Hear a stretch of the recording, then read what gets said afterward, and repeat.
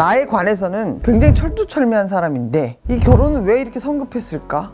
지금 신랑이 이미 바깥에 인연이 있어요. 그럼 본인이 감 잡고 있지 않아요?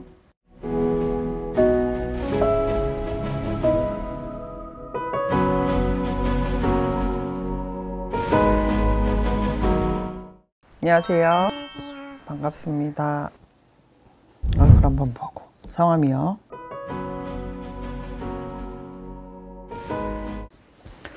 이렇게 젊고 예쁘게 생겼는데 잠시만요.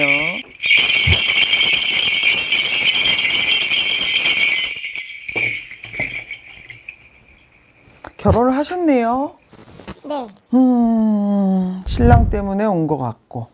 본인은 근데 중요한 게 뭐냐면 본인 지금 사주에 결혼이 너무 빨랐어요. 굉장히 성급했어요. 첫 단추를 잘못 끼웠다 이 말이지. 그렇게 나와요? 본인은 지금 본인 하는 업도 그렇고 나에 관해서는 굉장히 철두철미한 사람인데 이 결혼은 왜 이렇게 성급했을까?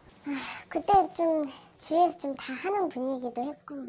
근데 씨가 알아야 될 게 본인은 왜 그렇게 사람들한테 보여주기에 급급한 게 많은지 모르겠어. 좀 그런 걸 좀 잘 휩쓸리는 편이기는 해요. 또 부모님도 그 시기에 좀 가는 걸 좀 원하셨고 해가지고. 이렇게 가정 안에 이렇게 불화가 있고 불화라는 소리가 절로 나와요. 이런 상황을 사람들이 모르지. 네. 지금 본인은 결단을 내리고 매듭을 지어야 될 때가 왔어요. 지금 신랑이 이미 바깥에 인연이 있어요. 그럼 본인이 감 잡고 있지 않아요? 이별수가 들어와 있고 이미 되면 투명인간으로 다 서로 각자가 그렇게 보고 살고 있잖아. 너는 너 나는 나. 네, 맞아요. 남편이 3교대에 근무를 하거든요. 아무래도 생활 패턴이 다르다 보니까 결혼하고 나서부터는 좀 각방을 썼거든요. 좀 남편이 장기가 좀 예민해가지고. 근데 그렇게 하다 보니까 서로 돈 버는 것도 각자 관리하게 됐고, 처음에는 일 때문에 그런다 싶었는데 자꾸 그런 게 점점 쌓이다 보니까 이제는 남보다도 못한데 내가 이 사람이랑 굳이 살아야 되나? 애 때문에 또 그렇게 사실 할 수는 없는 거고, 남편이 이제 내년에 지방으로 발령을 나거든요. 주말 부부로 하자고 하는 거예요. 왜 갑자기 주말 부부로 하자고 하지? 라는 생각이 들면서 여자가 있는 건지 아니면 그냥 정말 편리에 의해서 또 서로 그냥 편하게 좀 이렇게 하려고 그것 때문에 뭐 주말 부부로 하자는 건지 뭐 그런 것도 솔직히 좀 의심이 되기도 하고. 신랑 네. 생년월일 좀 볼까요?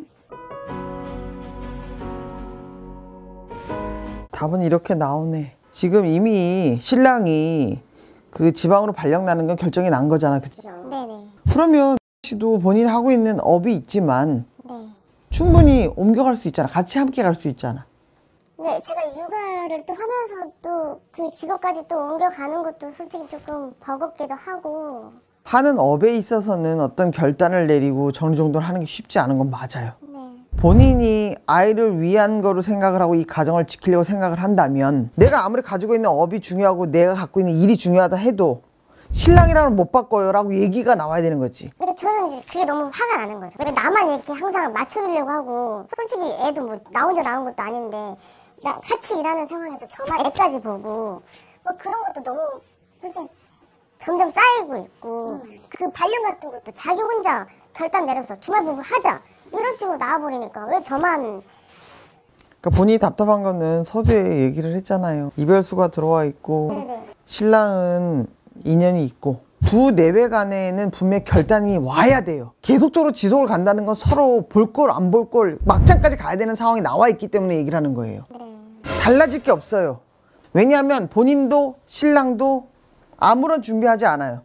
그러니까 이런 상황에선 아이를 위해서 결단을 내리는 거에 대해서 본인이 심사숙고해서 생각을 해야 된다고. 단순히 표면만 보고 네가 나한테 이렇게 할 수 있냐 저렇게 할 수 있냐 그거를 콜콜하게 따질 게 아니에요. 육아는 그럼 본인들 누구가 더 많이 하고 누가 덜 하고 이거가 아니야.